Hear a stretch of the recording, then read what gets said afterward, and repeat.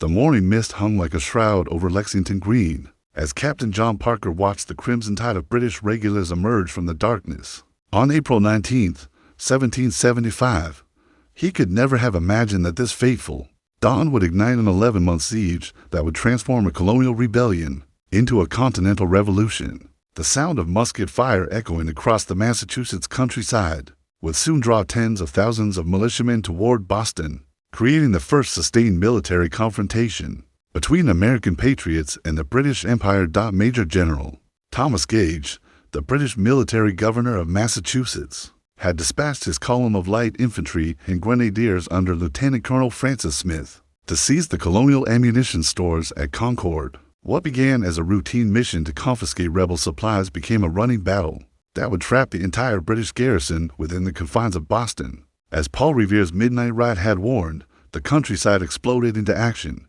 Church bells rang, signal fires blazed, and from every farmhouse and village, citizen soldiers grabbed their muskets and powder horns. The British column, bloodied and exhausted from their retreat through Lexington and Concord, stumbled back into Boston as the sun reached its zenith.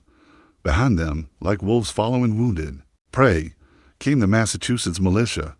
These were not professional soldiers, but farmers, blacksmiths, merchants, and clergymen united by a common cause. They had tasted British blood at the North Bridge in Concord, and now they sensed weakness in the mighty British war machine. By evening, the hills surrounding Boston bristled with makeshift camps and cooking fires.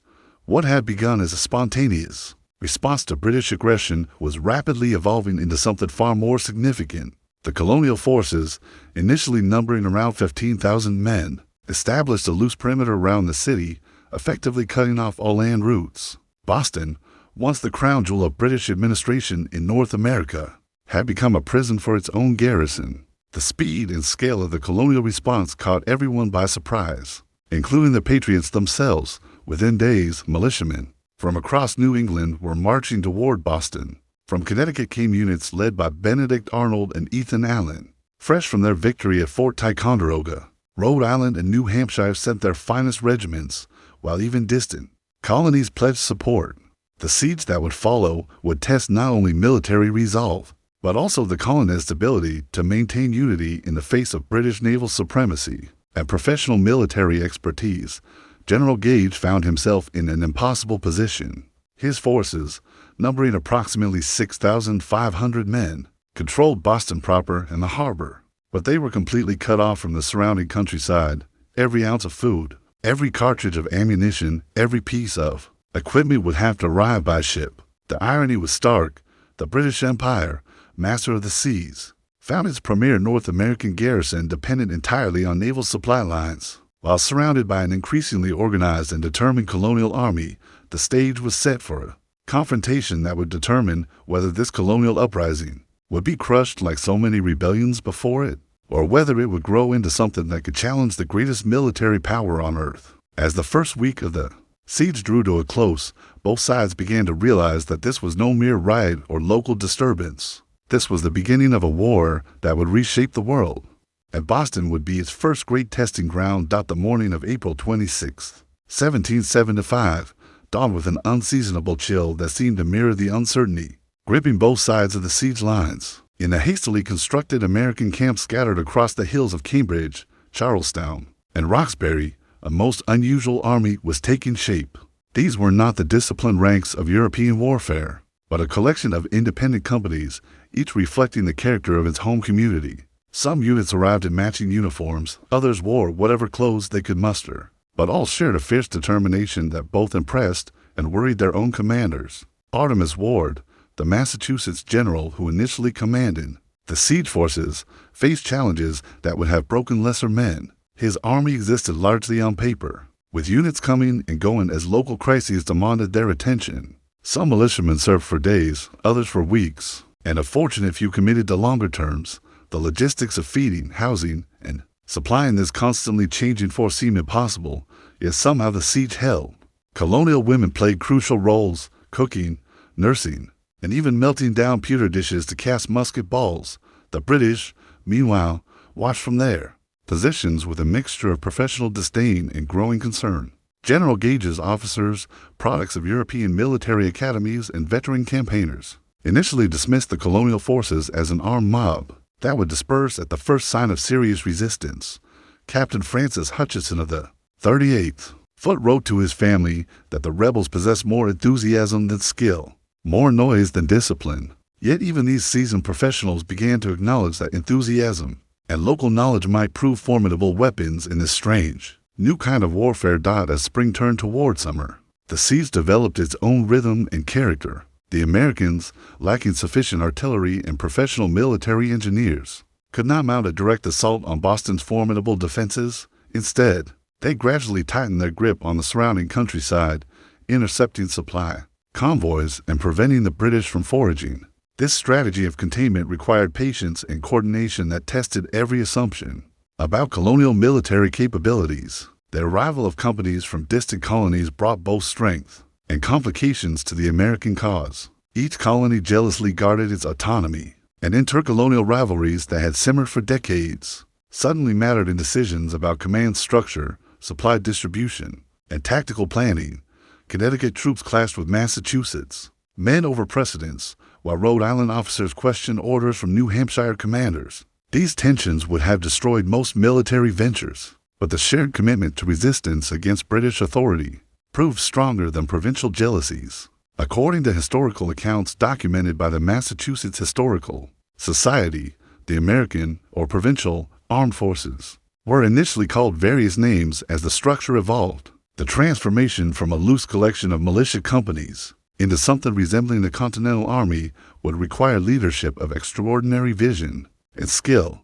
That leadership was already traveling north from Virginia, though few yet realized how profoundly George Washington's arrival would transform both the siege and the broader struggle for American independence.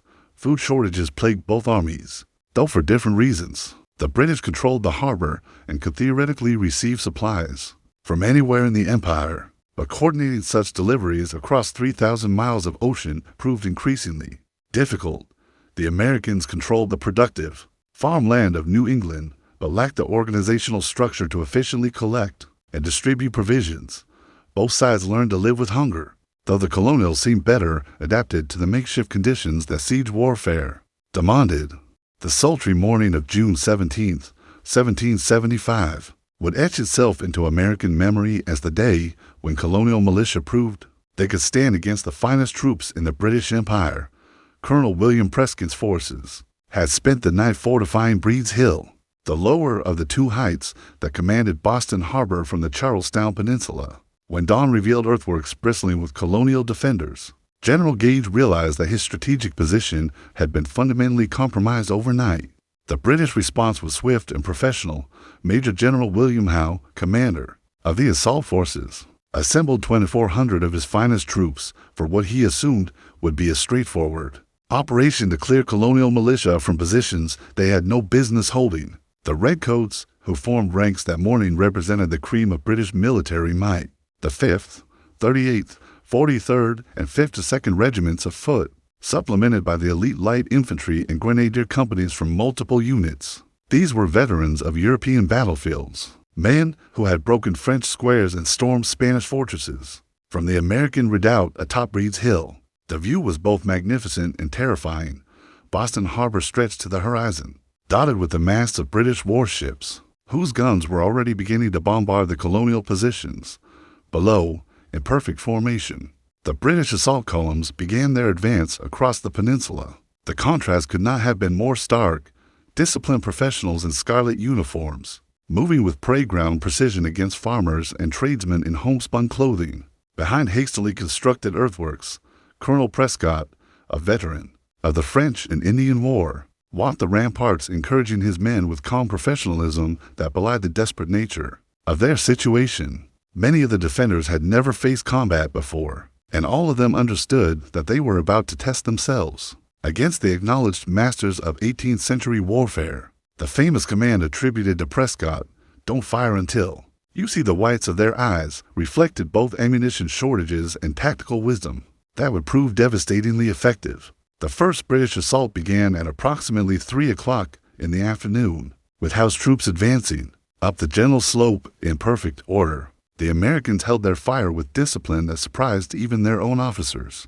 waiting until the redcoats were within 50 yards before unleashing a devastating volley. That sent the British reeling backward in confusion. The sight of the Empire's finest troops retreating in disorder sent a shock through both armies that reverberated far beyond the battlefield. Howe regrouped his forces and ordered a second assault, this time with even greater determination.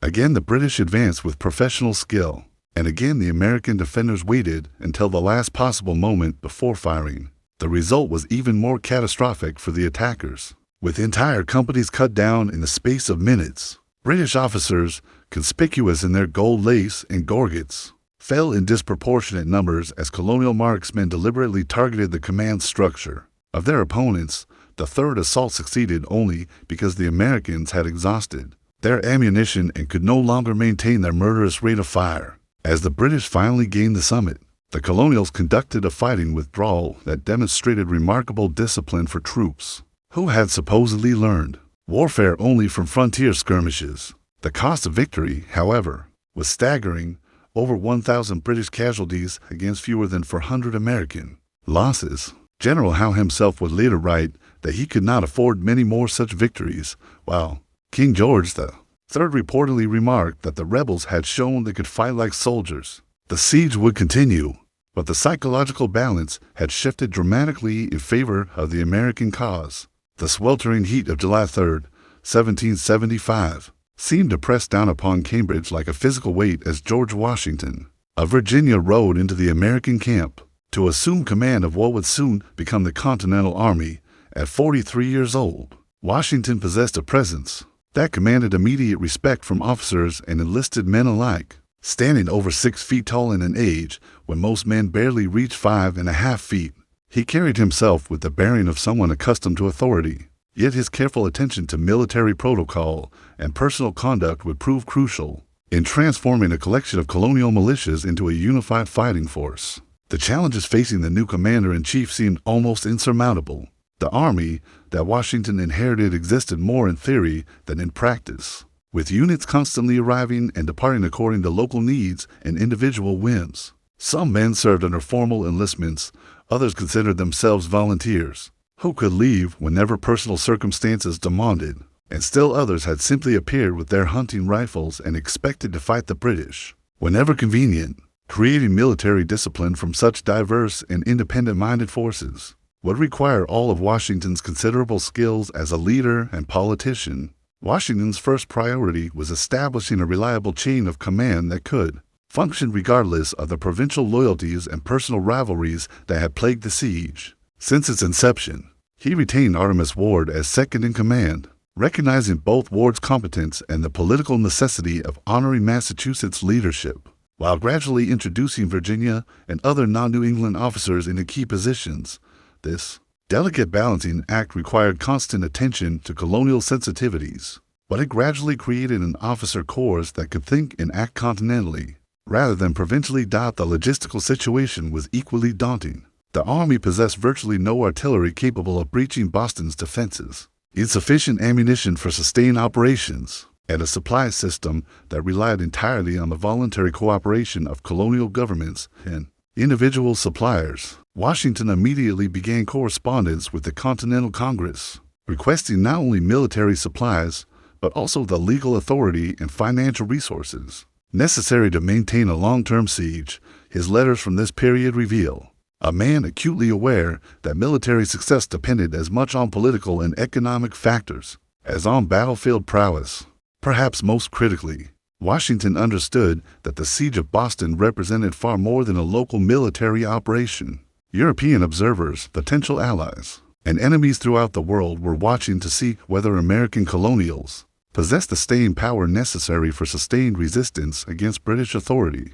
Every decision, from camp sanitation to prisoner treatment, would be scrutinized for evidence of American character and capabilities. Washington therefore insisted on standards of conduct that would demonstrate colonial commitment to civilized warfare and legitimate political objectives. The arrival of additional troops from other colonies provided both opportunities and complications for the new commander. Each contingent brought its own traditions, equipment, and expectations about how the war should be conducted.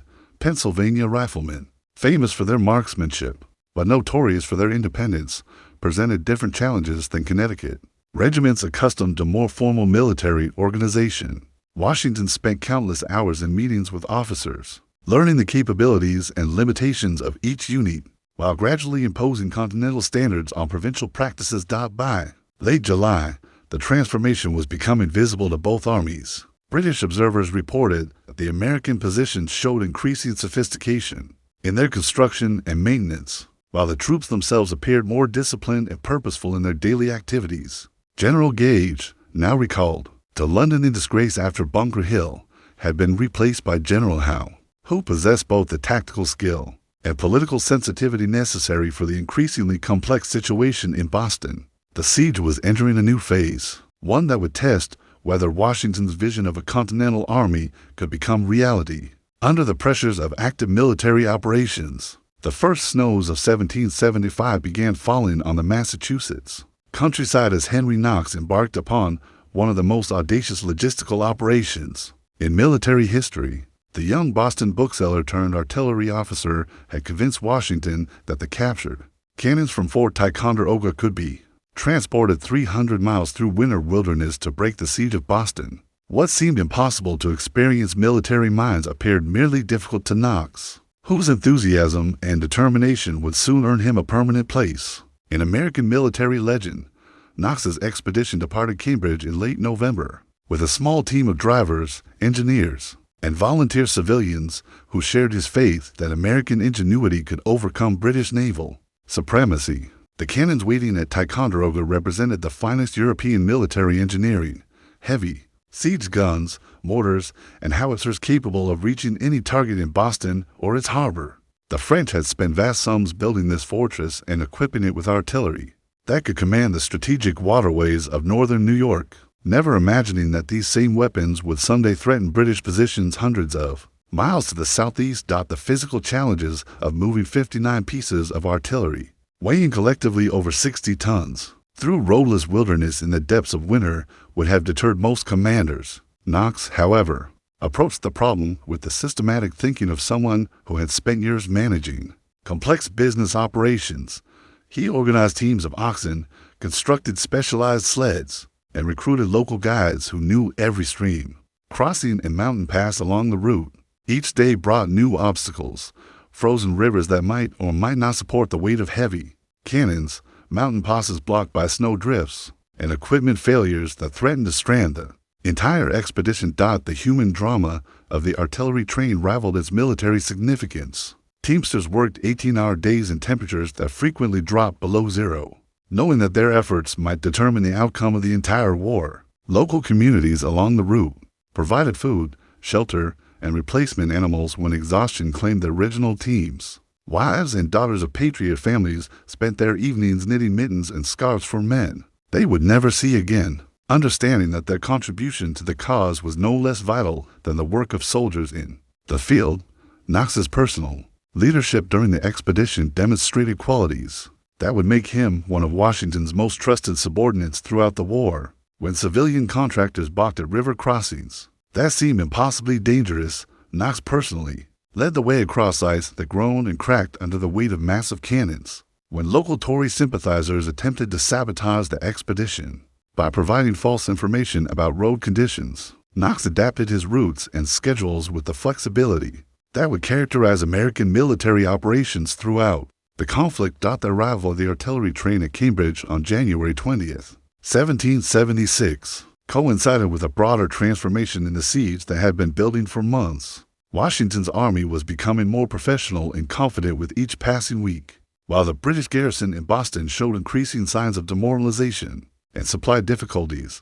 Knox's cannons provided the missing element that could transform a passive siege into active operations capable of forcing a decisive outcome. The technical challenges of positioning and employing the Ticonderoga artillery required expertise that few Americans possessed, but Knox had spent his months of preparation studying every available manual on siege warfare and artillery tactics. Working with engineers and experienced gunners from various colonial militias, he began planning battery positions that could command both Boston and its harbor.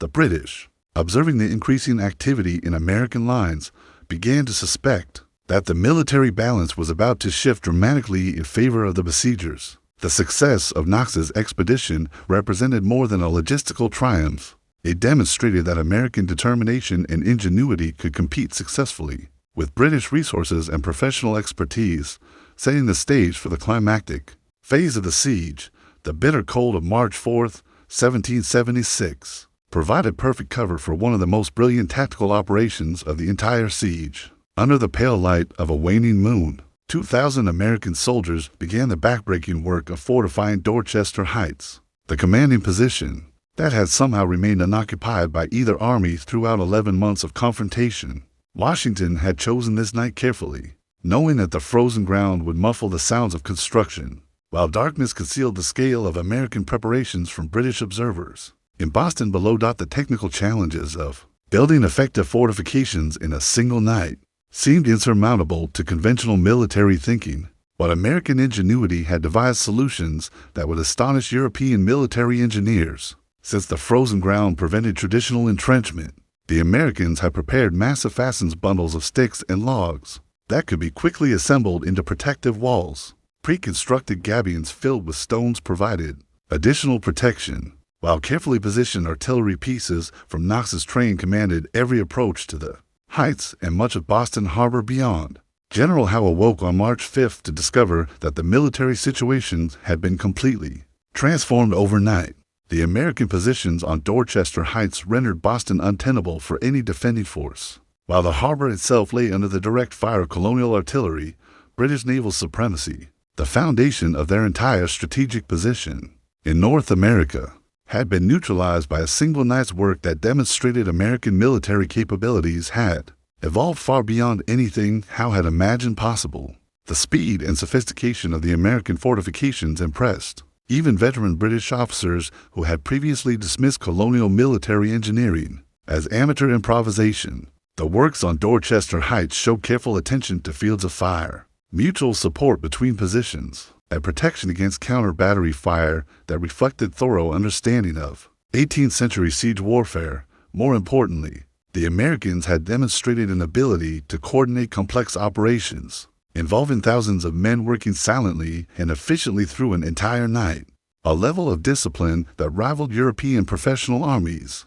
Howe's options had suddenly become severely limited by American boldness and skill.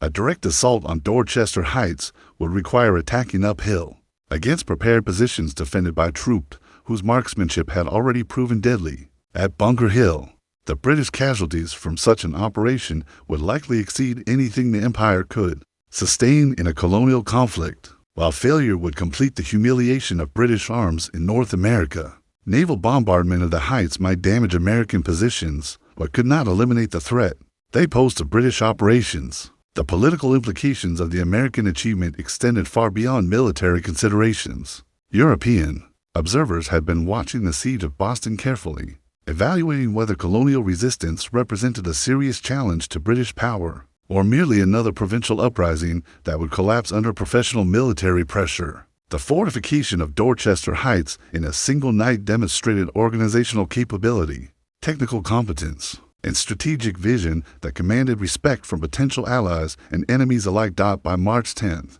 Howe had reached the inevitable conclusion that Boston could no longer be defended against an enemy that had proven capable of such sophisticated military operations. The decision to evacuate represented more than a tactical withdrawal. It acknowledged that American resistance had evolved into something that required fundamentally different strategic approaches. The siege that had begun with scattered militia companies responding to British provocation had become a demonstration of American military potential that would influence the course of the entire war. Washington's army had not merely survived its first major test, it had proven that colonial forces could outthink and outmaneuver the finest military professionals in the British Empire. The morning of March 17, 1776, dawned clear and crisp as the last British transports cleared Boston Harbor, their holds packed with soldiers, loyalist civilians, and whatever military supplies could be salvaged from 11 months of siege. General William Howe stood on the deck of his flagship,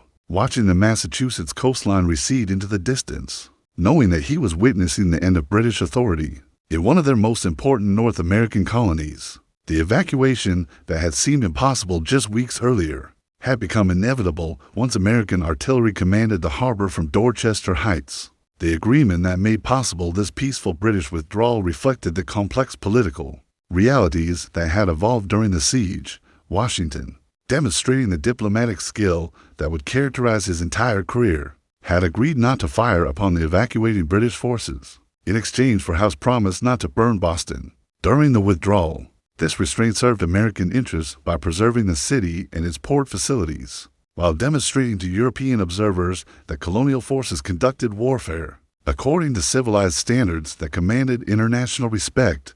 The scene in Boston as American troops marched into the city revealed both the costs and achievements of the siege. Buildings showed damage from months of military occupation, while the harbor was littered with the debris of hasty evacuation. Yet the city remained intact and functional, its commercial infrastructure ready to resume normal operations under American control. More importantly, the psychological impact of this first major American victory resonated throughout the colonies and across the Atlantic, proving that sustained resistance against British authority was not only possible, but potentially successful for the Continental Army. The end of the siege represented both triumph and transition. The forces that had gathered spontaneously after Lexington and Concord had been transformed into an organized military force capable of complex operations against professional opponents, officers who had learned warfare through frontier skirmishes, and colonial militia service had proven they could match British professionals in strategic planning and tactical execution. The army that would soon march to defend New York possessed confidence and experience that would prove invaluable in the challenges ahead. The human cost of the siege, while modest by later standards, had profound implications for American society and politics. Colonial families throughout New England had contributed sons, supplies, and financial support to maintain the siege for 11 months, creating networks of commitment and sacrifice that bound communities together in the common cause. The success of this first major military venture demonstrated that Americans could sustain long-term resistance despite the economic and social disruptions that war inevitably brought to civilian populations. According to historians from George Washington's Mount Vernon, freeing Boston of British control was an early demonstration of American military potential. The strategic lessons learned during the siege would influence American military thinking throughout the war and beyond. Washington's emphasis on avoiding decisive battles except under favorable circumstances, the importance of controlling key terrain features, and the value of citizen soldiers fighting for their own communities became foundational principles of American military doctrine. The evacuation of Boston marked the end of the first phase of the American Revolution, but it also established patterns that would characterize the entire conflict. British forces had demonstrated they could win tactical victories against American opponents, but the strategic initiative had passed to colonial commanders who understood their own countryside and possessed the patient determination necessary for a prolonged struggle. The siege had proven that American resistance represented far more than colonial dissatisfaction with particular British policies. It was a fundamental challenge to the entire imperial system. In North America, as Washington prepared to march his army toward New York and the next phase of the war, he could reflect with satisfaction on an achievement that had exceeded even his most optimistic expectations. The farmers and tradesmen who had spontaneously gathered around Boston 11 months earlier had become soldiers capable of complex military operations. More importantly, they had demonstrated to themselves, their fellow colonists, and the watching world that American independence was not merely a political aspiration, but a military possibility that deserved serious consideration from potential allies and enemies alike. The siege of Boston had ended, but the revolution it had nurtured was just beginning to reveal its true scope and significance.